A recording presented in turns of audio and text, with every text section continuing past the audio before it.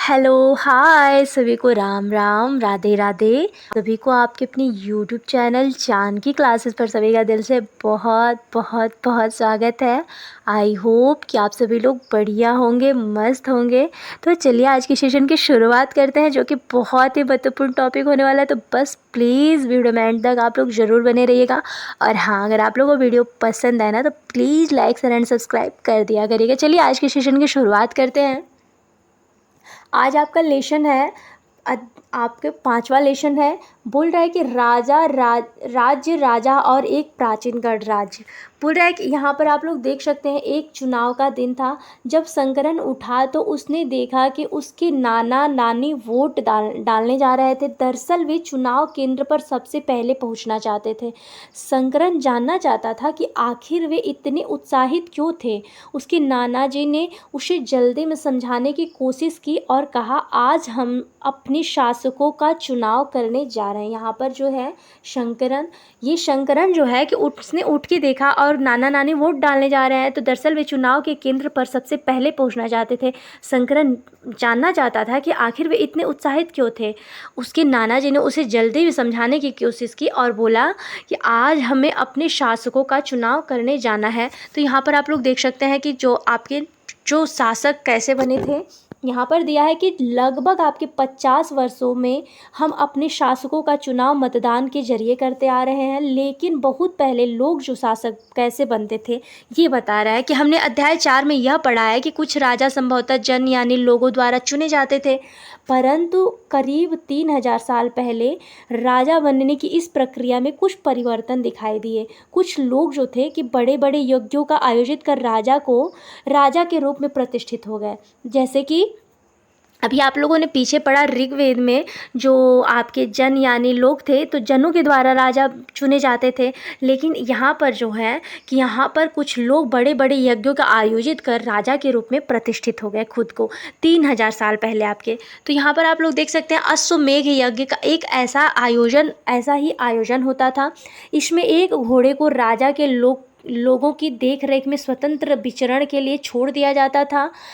इस घोड़े को किसी दूसरे राजा ने रोका तो उसे वहाँ अश्वमेघ यज्ञ करने वाले राजा से लड़ाई करनी पड़ती थी। बोल रहा है कि जो अश्वमेघ यज्ञ है एक ऐसा ही, उन्होंने राजा जो थे उनको यज्ञ में आमंत्रित किया जाता था। यह यज्ञ जो था विशिष्ट पुरोहितों द्वारा संपन्न किया जाता था। इसके लिए उन्हें उपहारों से सम्मानित किया जाता था। अश्वमेघ यज्ञ करने वाला राजा बहुत शक्तिशाली माना जाता था। यज्ञ में आमंत्रित सभी राजा उसके लिए उपहार लाते थे।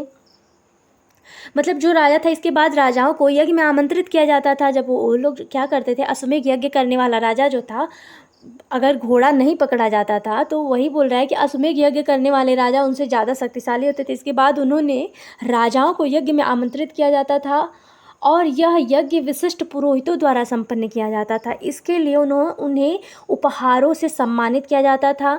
और अश्वमेघ यज्ञ करने वाले राजा बहुत करने वाले जो अश्वमेघ करने वाले राजा थे उनको बड़ा शक्तिशाली माना जाता था।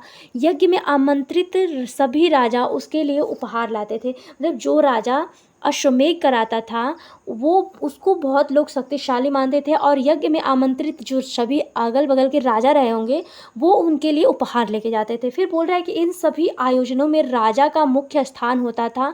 उसे राज सिंहासन या बाघ की खाल का एक विशेष आसन पर बैठाया जाता था। बोल रहा है कि इन सभी आयोजन जितने आयोजन होते थे इनमें राजा लोग का मुख्य स्थान होता था। उसे राज सिंहासन या बाघ की खाल में एक विशेष स्थान पर बिठा दिया जाता था। युद्ध क्षेत्र में राजा का सारथी उसका सहचर होता था। यज्ञ के अवसर पर वह राजा कि विजयों तथा अन्य गुणों का गान करता था। मतलब वो जो रथ को खींचने वाला उसका सहचर होता था और जो अगर राजा जीतता था तो गुणों का वो गान करता था। तो राजा के सगे संबंधी खासकर उसकी रानियों तथा पुत्रों को भी कई छोटे छोटे अनुष्ठान करने होते थे। अन्य सारे आमंत्रित राजाओं को काम सिर्फ बैठकर यज्ञ की पूरी प्रक्रिया को देखना भर था। राजा के ऊपर पुरोहित पवित्र जल के छिड़काव के साथ साथ अन्य कई अनुष्ठान करता था। विष अथवा वैसे जैसे सामान्य लोग उपहार लाते थे जिन्हें पुरोहित शूद्र मानते थे, उन्हें कई अनुष्ठानों में शामिल नहीं किया जाता था। जैसे देखिए, जब राजा के सगे संबंधी खासकर उसकी रानियां तथा पुत्रों को भी कई छोटे छोटे अनुष्ठान करने होते थे।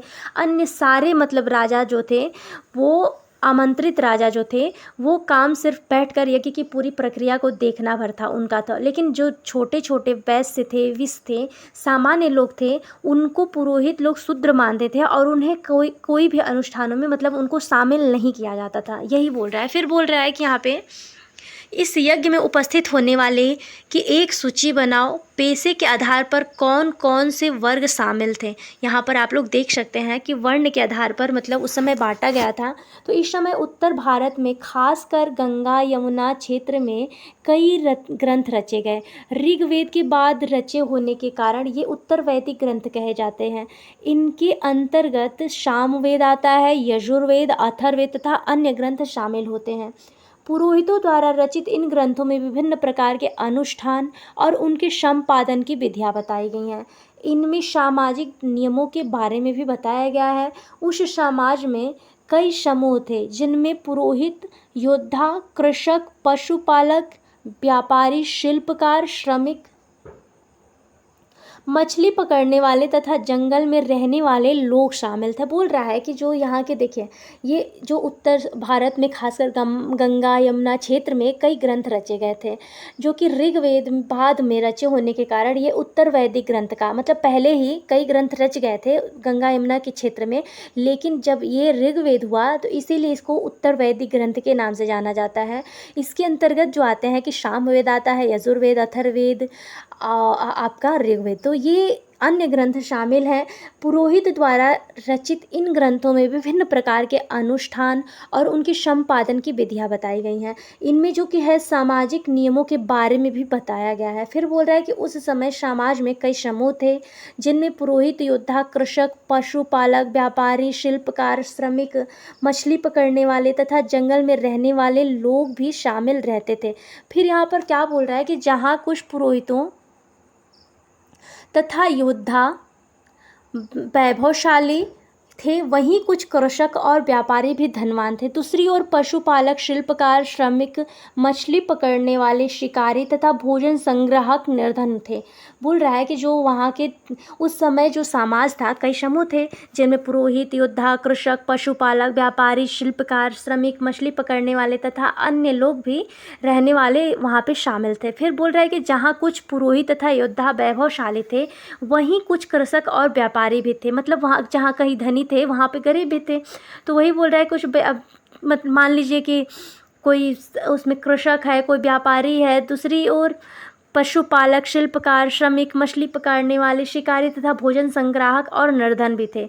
फिर बोल रहा है कि पुरोहितों ने लोगों को 4 वर्गों में विभाजित किया जिन्हें वर्ण कहा जाता है। उनके अनुसार प्रत्येक वर्ण को अलग अलग कार्य निर्धारित थे। पहला वर्ण ब्राह्मणों का था। उनका काम वेदों का अध्ययन, अध्यापन और यज्ञ करना होता था, जिनके लिए उन्हें उपहार मिलता था। दूसरा स्थान शासकों का था। बोल रहा है कि जिन्हें क्षत्रिय कहा जाता था, उनका काम युद्ध करना, लोगों की रक्षा करना। तीसरा स्थान आपके विश्व या वैश्य का था। इनमें कृषक, पशुपालक और व्यापारी आते थे। क्षत्रिय और वैश्य दोनों को ही यज्ञ करने का अधिकार प्राप्त था। वर्णों में अंतिम स्थान शूद्रों का था। इनका काम अन्य तीनों वर्णों की सेवा करना था। इन्हें कोई अनुष्ठान करने के लिए अधिकार नहीं प्राप्त था। प्रायः औरतों को भी शूद्रों के समान माना गया। महिलाओं तथा शूद्रों को वेदों के अध्ययन का अधिकार नहीं था। देखिए यहाँ पे क्या दे रहा है ना कि जब ये समाज आया था, जब आपके उत्तर भारत में खासकर यमुना क्षेत्र में कई ग्रंथ जब रचे गए, तो इनमें 4 वर्ण बांटे गए थे। 4 वर्ण क्या क्या था कि पुरोहितों ने लोगों को 4 वर्गों में विभाजित कर दिया था। बोल रहा है कि उनके अनुसार जो था,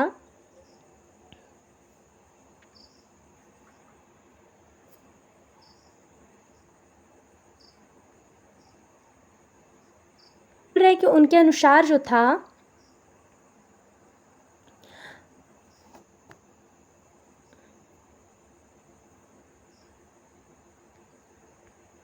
अनुसार उन्होंने 4 वर्गों में विभाजित कर दिया। फिर उनके अनुसार प्रत्येक वर्ण के अलग अलग कार्य निर्धारित कर दिए गए थे। पहला वर्ण था कि ब्राह्मणों का था, जो वो काम करेंगे, वेदों का अध्ययन अध्यापन करेंगे। फिर जो दूसरा, जिनके लिए उन्हें उपहार भी मिलता था, मतलब और फिर दूसरा स्थान दे दिया गया शासकों को, जिन्हें क्षत्रिय कहा जाता था। उनका काम युद्ध करना था और लोगों की रक्षा करना होता था।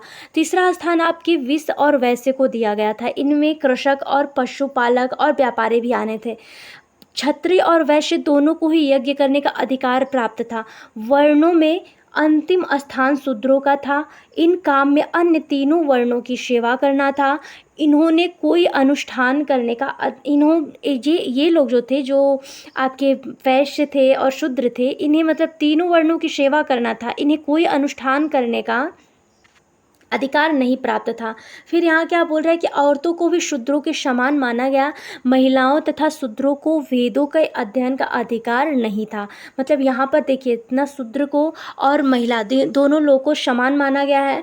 यहाँ पर महिलाओं तथा शूद्रों को वेद का अध्ययन करने का अधिकार नहीं था। फिर यहाँ पर देखिए कि पुरोहितों के अनुसार सभी वर्णों का निर्धारण जन्म के आधार पर होता था। उदाहरण के तौर पर ब्राह्मण माता पिता की संतान ब्राह्मण ही होती थी। बाद में कुछ लोगों को अछूत माना गया। अछूत वर्गों में कुछ शिल्पकार, शिकारी तथा भोजन संग्राहक शामिल थे। साथ ही इनमें से वे लोग भी आते थे जो शवों को दफनाने या जलाने के काम करते थे। इन लोगों के से संपर्क अपवित्र माना जाता था। बोल रहा है कि जो पुरोहितों के अनुसार सभी वर्णों का निर्धारण जन्म के आधार पर होने लगा था। उदाहरण के तौर पर ब्राह्मण जो थे, उनके माता पिता की संतान ब्राह्मण ही होती थी। बाद में कुछ लोगों को अछूत माना गया। अछूत वर्गों में कुछ शिल्पकार थे, शिकारी थे, भोजन संग्राहक शामिल थे। साथ ही इनमें से वे लोग भी आने लगे थे जो शव को दफनाने या जलाने का काम करते थे। इन लोगों से संपर्क अपवित्र माना जाता था। जो शूद्र थे, इन लोगों से जो स्पर्श था उसे अपवित्र माना जाता था। कई लोगों ने ब्राह्मणों द्वारा बनाई गई इस वर्ण व्यवस्था को स्वीकार नहीं किया। कुछ राजा स्वयं को पुरोहित से श्रेष्ठ मानते थे। कुछ लोग जन्म के आधार पर वर्ण निर्धारण सही नहीं मानते थे।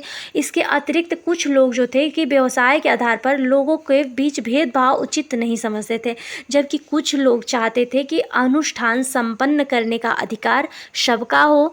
कई लोगों ने छुआछूत की आलोचना की। इस उपमहाद्वीप के पूर्वोत्तर क्षेत्र में जैसे कई इलाकों में सामाजिक आर्थिक असमानता बहुत कम थी। यहाँ पुरोहितों का प्रभाव भी बहुत सीमित था। मतलब यही बोल रहे हैं लोग कि कई लोगों ने ब्राह्मणों द्वारा बनाई गई वर्ण व्यवस्था जो था, इसको स्वीकार ही नहीं किया था। कुछ राजा लोग थे जो स्वयं के पुरोहितों मतलब जो थे कि वो खुद को राजा से पुरोहितों से खुद को श्रेष्ठ मानते थे। कुछ लोग थे कि जन्म के आधार पर ही वर्ण निर्धारण सही नहीं मानते थे। इसके अतिरिक्त कुछ लोग जो थे व्यवसाय के आधार पर लोगों के बीच भेदभाव नहीं समझते थे। एज इट इज ये क्वेश्चन आपके सीटेट के सेकंड पेपर में बनकर के आया है, जो बोल रहा है कि कई लोगों ने ब्राह्मणों द्वारा बनाई गई वर्ण व्यवस्था को स्वीकार नहीं किया था। देखिए यहाँ पर बोल रहा है कि कई लोगों ने छुआछूत की आलोचना भी की है। इस उपमहाद्वीप के पूर्वोत्तर क्षेत्र में जैसे कई इलाकों में सामाजिक आर्थिक असमानता बहुत कम थी। यहाँ पुरोहित जो थे, यहाँ मतलब पुरोहितों का प्रभाव जो था बहुत सीमित था। ये लोग आते थे उपमहाद्वीप के पूर्वोत्तर क्षेत्र जैसे कई इलाकों सामाजिक आर्थिक असमानताएं थी, तो यहाँ के पुरोहितों का प्रभाव जो था बहुत सीमित रखा गया था। चलिए नेक्स्ट टॉपिक देखते हैं। यहाँ पे जनपद जो होता था आपका महायज्ञ को कराने वाला राजा अब जन के राजा न होकर जनपदों का राज्य मानने जाने लगे। जनपद का शाब्दिक जो होता है अर्थ जन के बसने की जगह होता है। कुछ महत्वपूर्ण जनपद मानचित्र में आपके पृष्ठ 49 पर दिखाए गए हैं, क्योंकि पुरातत्वविदों ने इन जनपदों की कई बस्तियों की खुदाई की है। दिल्ली में पुराना किला, उत्तर प्रदेश में मेरठ, पास के हस्तिनापुर और एटा के पास अतरंजी खेड़ा इनके प्रमुख हैं। खुदाई से ये पता चलता है कि लोग झोपड़ियों में रहते थे और मवेशियों तथा अन्य लोगों को पालते थे। फिर वे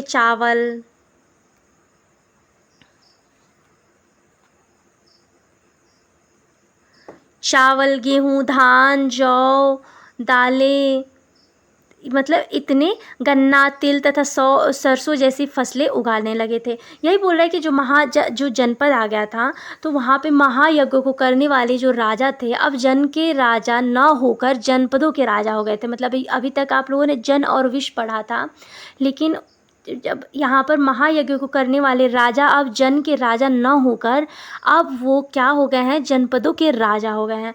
माने जाने लगे कि जनपद का शाब्दिक अर्थ होता है ज्ञान, जन के विषय में बसने की जगह होता है। कुछ महत्वपूर्ण जनपद आपके मानचित्र पृष्ठ 49 है। तो पुरातत्वविदों ने इन जनपदों की कई बस्तियां बताई, खुदाई भी की है। दिल्ली में पुराना किला, उत्तर प्रदेश मेरठ के पास हस्तिनापुर और एटा, अतरंजी खेड़ा इनमें प्रमुख है। खुदाई से पता चलता है कि लोग झोपड़ियों में रहते थे और मवेशियों तथा अन्य जानवरों को पालते थे। वे चावल, गेहूँ, धान, जौ, दालें, गेहूँ, तिल, सरसों जैसी फसलें उगाए जाने लगी थी। यही बोल रहा है कि जो पुरातत्वविद थे, इन जनपदों की कई बस्तियों की खुदाई की थी। दिल्ली में पुराना किला, उत्तर प्रदेश मेरठ पास के हस्तिनापुर और एटा के अतरंजी खेड़ा इनमें प्रमुख थे। कहते हैं कि बोल रहा है कि लोग मिट्टी के बर्तन भी बनाते थे। इनमें कुछ धूसर और कुछ लाल रंग के भी होते थे। इन पुरास्थलों में कुछ विशेष प्रकार के बर्तन मिले हैं जिन्हें चित्रित धूसर पात्र के रूप में जाना जाता है। जैसा कि इनके नाम से ही स्पष्ट हो रहा है कि इन बर्तनों में चित्रकारी की गई है। ये आम तौर पर सरल रेखाओं तथा ज्यामितीय आकारों के रूप में है। तो यहाँ पर आप लोग देख सकते हैं चित्रित धूसर, यहाँ पे एक बर्तन दिख रहा है ना आप लोग को, अभी आप लोग देखे हैं, वही बोल रहा है कि जो इसके नाम से ही पता चलता है कि मतलब ये चित्रित होगा, चित्रकारी किया गया होगा। आमतौर पर ये सरल रेखाओं तथा ज्यामितीय आकृतियों के रूप में है। यहाँ पर आप लोग देख सकते हैं कुछ रेखाएं बनी हैं जो ज्यामितीय और सरल रेखाओं के रूप में है। चलिए नेक्स्ट देखते हैं। यहाँ तक ये पॉइंट बिल्कुल देखते चलिएगा। जो बोल रहा है कि लोग मिट्टी के बर्तन बनाते थे यहाँ पे, और कुछ धूसर और कुछ लाल रंग के भी होते थे। इन पुरास्थलों में कुछ विशेष प्रकार के बर्तन मिले हैं जिन्हें चित्रित धूसर पात्र के रूप में जाना जाता है, जिससे इनके नाम से स्पष्ट हो रहा है कि इन बर्तनों पर चित्रकारी की गई है। ये आमतौर पर सरल रेखाएं तथा ज्यामितीय आकृतियों के रूप में है। चलिए नेक्स्ट टॉपिक देखते हैं कि करीब आपके 25,000 साल पहले कुछ जनपद अधिक महत्वपूर्ण हो गए। इन्हें महाजनपद कहा जाने लगा। लगभग आपके मानचित्र 4 में कुछ महाजनपदों को दिखाया गया है कि अधिकतर महाजनपदों की एक राजधानी होती थी। कई राजधानियों में किलेबंदी की गई, अर्थात इनके चारों ओर लकड़ी, ईंट या पत्थर की दीवारें बनाई गई थी। ऐसा लगता है कि लोगों ने अन्य राजाओं के आक्रमण से डरकर अपनी सुरक्षा के लिए इन किलों का निर्माण किया। कुछ राजा अपनी राजधानी के चारों ओर विशाल, ऊंची और प्रभावशाली दीवार खड़ी कर दी, अपनी समृद्धि और शक्ति प्रदर्शन भी करते थे। देखिए यहाँ पर आप लोग देख सकते हैं, मतलब लगभग आपके 25,000 साल पहले कुछ जनपद हुआ करते थे, मतलब जो अधिक महत्वपूर्ण हो गए थे। इन्हें महाजनपद कहा जाने लगा। लगभग इनकी कई राजधानियाँ जो थी, अधिकतर महाजनपदों की एक राजधानी होती थी। जब महाजनपद होते थे उनकी एक ही राजधानी होती थी, लेकिन कई राजधानियों में किलेबंदी की गई थी। अर्थात ये था कि इनके चारों लकड़ी, ईंट या पत्थर की ऊंची दीवारें, किलाबंदी वही होता है जो इनके चारों ओर लकड़ी, ईंट या पत्थर की ऊंची दीवारें बना दी गई हों। तो ऐसा लगता है कि लोगों ने अन्य राजाओं के आक्रमण से डर कर, मतलब वो हो सकता है कि वे लोग अन्य राजाओं से डर कर, आक्रमण की वजह से अपनी सुरक्षा के लिए किलों का निर्माण किया गया हो। कुछ राजा अपनी राजधानी के चारों ओर विशाल, ऊंची और प्रभावशाली दीवार खड़ी कर दिए अपनी समृद्धि के लिए, हाँ, और शक्ति प्रदर्शन भी ये लोग करते थे। हाँ, फिर बोल रहा है कि इस तरह से किले के अंदर रहने वाले लोगों और उस क्षेत्र पर नियंत्रण रखना सरल हो जाता है। इस तरह की विशाल दीवार बनाने के लिए व्यापक योजना की आवश्यकता थी और लाखों की संख्या में ईंटों तथा पत्थरों का इंतजाम करना पड़ता था। हजारों स्त्री पुरुषों तथा बच्चों ने इसके लिए अधिक परिश्रम किया। इनके लिए संसाधनों की आवश्यकता पड़ती थी। यहाँ पर आप लोग देखिए, यहाँ पर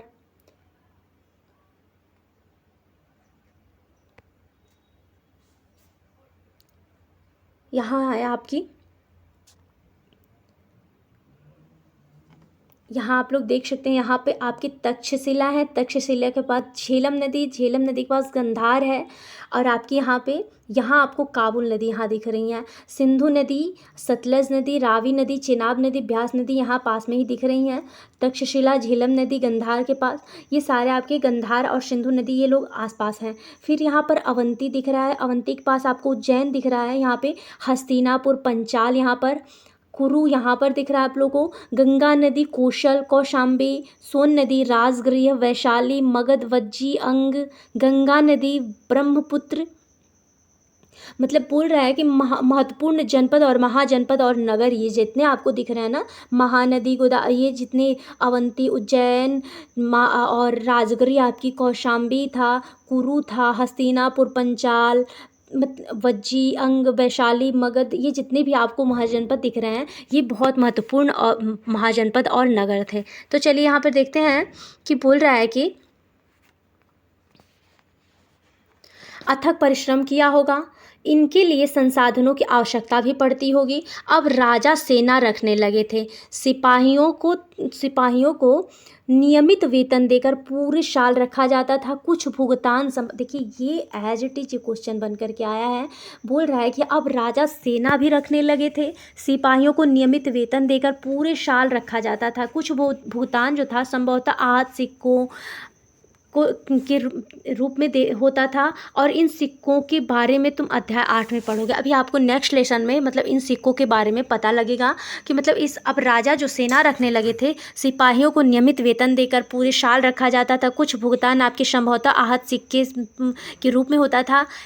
फिर यहाँ पर आप लोग देख सकते हैं कि महाजनपदों के राजा ऋग्वेद में उल्लेखित राजाओं को किस प्रकार से भिन्न थे, तो अंतर बताओ। यहाँ पे क्वेश्चन पूछ रहा है। चलिए यहाँ पे देखिए, पहले यहाँ पे कुछ महत्वपूर्ण टॉपिक दिया है कि कौशाम्बी किले की दीवार, यह चित्र यहाँ पर आप लोग देख सकते हैं। एक सेकेंड रुकिए, मैं आप लोग को दिखा रही हूँ। यहाँ पे आप लोग देखिए, ये आप लोगों को दिख रहा होगा, ये कौशाम्बी किले की दीवार है। हाँ, यह चित्र आधुनिक उत्तर प्रदेश के इलाहाबाद के पास मिली ईंट की दीवार का अवशेष है। इसके एक भाग का निर्माण संभवतः 25,000 साल पहले हुआ था। बोल रहा है ये जो आप लोग को दिख रहा होगा यहाँ पे, ये जो दीवार है कौशाम्बी किले की दीवार है। यह चित्र आधुनिक उत्तर प्रदेश के इलाहाबाद के पास मिली है। ईंट की दीवार का अवशेष जो है, इसके एक भाग का निर्माण संभवतः आपके 25,000 साल पहले हुआ था। चलिए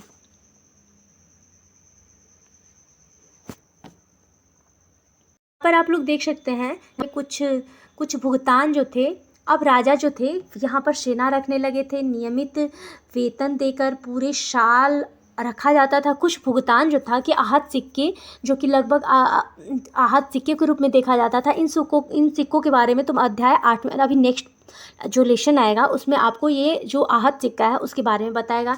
यहाँ पर आप लोग कुछ महत्वपूर्ण टॉपिक यहाँ पर देखिए कि बोल रहा है कि जो कौशाम्बी किले की दीवार है, यह चित्र आधुनिक उत्तर प्रदेश के इलाहाबाद के पास मिली है। ईंट की दीवार का अवशेष है। यहाँ पर आप लोग देख सकते हैं, ये कौशाम्बी किले की दीवार है, यह अभी आधुनिक आपके उत्तर प्रदेश के इलाहाबाद में है। इसके एक भाग का निर्माण संभवतः 2500 साल पहले हुआ था। ये जो आपका दीवार है, इसका निर्माण आपके लगभग आपके 2500 साल पहले हुआ था। चलिए नेक्स्ट टॉपिक देखते हैं। यहाँ पे महाजनपदों के राजा विशाल किले बनवाते थे और बड़ी सेना रखते थे, इसीलिए उन्हें प्रचुर संसाधनों की आवश्यकता होती थी। इसके लिए उन्हें कर्मचारियों की भी आवश्यकता होती थी। अतः महाजनपदों के राजा लोगों के द्वारा समय समय पर लाए गए उपहारों पर निर्भर न रहकर अब नियमित रूप से कर वसूलने लगे थे। देखिए यहाँ पर बोल रहा है कि जो कर था कि महाजनपद के राजा विशाल किले बनवाते थे और बड़ी सेना भी रखते थे, इसीलिए उन्हें प्रचुर संसाधनों की आवश्यकता होती थी। मान लीजिए वो राजा विशाल किले बनवा रहे हैं तो उन्हें बड़ी सेना भी रखनी पड़ती थी। उसके बाद उन्हें प्रचुर संसाधन की आवश्यकता भी होने लगी थी। इसके लिए उन्हें कर्मचारियों की आवश्यकता होती थी, जो काम करने वाले होते थे उन्हें आवश्यकता पड़ती थी। अतः महाजनपद के राजा लोग द्वारा समय समय पर लाए गए उपहारों पर निर्भर न रहकर अब नियमित रूप से कर वसूलने लगे। देखिए जो महाजनपद के राजा थे वो समय समय पर लाए गए जो उपहार थे उस पर निर्भर न रहकर अब नियमित रूप से वे लोग कर वसूलने लगे थे आपके महाजनपद में। फिर यहाँ पर बोला है कि फसलों पर लगाए गए कर सबसे महत्वपूर्ण थे क्योंकि अधिकांश लोग थे कृषक ही थे। देखिए ये मतलब इतना महत्वपूर्ण टॉपिक है कि ये क्वेश्चन एज इट इज पूछ के आया है कि फसलों पर लगाए गए कर जो था कि वो कितनावां हिस्सा के रूप में निर्धारित किया जाता था। तो यहाँ पर आप लोग देख सकते हैं 1/6वां हिस्सा कर के रूप में निर्धारित किया जाता था, जिसे भाग के रूप में बोला जाता था। तो यही बोल रहा है कि फसलों में पर लगाए गए कर सबसे महत्वपूर्ण थे क्योंकि अधिकांश लोग कृषक ही थे। प्रायः उपज का जो 1/6वां भाग था हिस्सा कर के रूप में निर्धारित किया जाता था, जिसे भाग कहा जाता था। ये जो आपका दिख रहा है 1/6, इसे भाग के रूप में जाना जाता था। ये आपका इतना इन लोगों को कर देना पड़ता था। फिर बोल रहा है कि कारीगरों के ऊपर भी कर लगाए गए जो प्रायः श्रम के रूप में चुकाए जाते थे, जैसे कि एक बुनकर, लोहार या सुनार को राजा के लिए महीने में 1 दिन काम करना पड़ता था। देखिए जो आपके कारीगर लोग थे उन पर भी प्रायः श्रम के रूप में कर चुकाना पड़ता था, जैसे कि एक बुनकर, लोहार या सुनार के राजा के लिए महीने में 1 दिन काम करना पड़ता था, उन्हें भी। फिर यहाँ पर देखिए कि जो पशुपालक थे, पशुपालक को जानवर या उनके उत्पाद के रूप में कर देना पड़ता था। मान लीजिए जो पशुपालक थे उनको भी कर देना पड़ता था, जानवरों या उनके उत्पाद के रूप में उन्हें कर देना पड़ता था। व्यापारियों का सामान खरीदने बेचने के लिए भी कर देना पड़ता था, तथा आखेटकों तथा संग्राहकों के जंगल से जो प्राप्त वस्तुएं होती थी उसे भी कर के रूप में देना पड़ता था। देखिए ये जितने भी टॉपिक हैं ना, बहुत ही महत्वपूर्ण टॉपिक हैं कि पशुपालक जो थे, मान लीजिए यहाँ से रिवाइज कर लीजिए। देखिए फसलों पर लगाए कर आपके सबसे महत्वपूर्ण थे क्योंकि अधिकांश लोग जो थे कृषक ही थे। प्रायः उपज का आपके 1/6वां हिस्सा कर के रूप में निर्धारित किया जाता था। कर को मतलब भाग कहा जाता था। ये जो दिया जाता था इसको भाग कहा जाता था। फिर बोल रहा है कि कारीगरों के ऊपर भी कर लगाए गए जो प्रायः श्रम के रूप में चुकाए जाते थे, जैसे कि एक बुनकर, लोहार या सुनार को राजा के लिए महीने में 1 दिन काम करना पड़ता था। पशुपालक को जानवरों या उनके उत्पाद के रूप में कर देना पड़ता था। व्यापारियों को सामान खरीदने बेचने पर भी कर देना पड़ता था। आखेटक तथा संग्राहकों को जंगल से प्राप्त वस्तुएं भी देनी पड़ती थी। देखिए मतलब ये महाजनपद में इतने कर भी मतलब देना पड़ता था पशुपालकों को, व्यापारियों को, आखेटकों को और कृषकों को।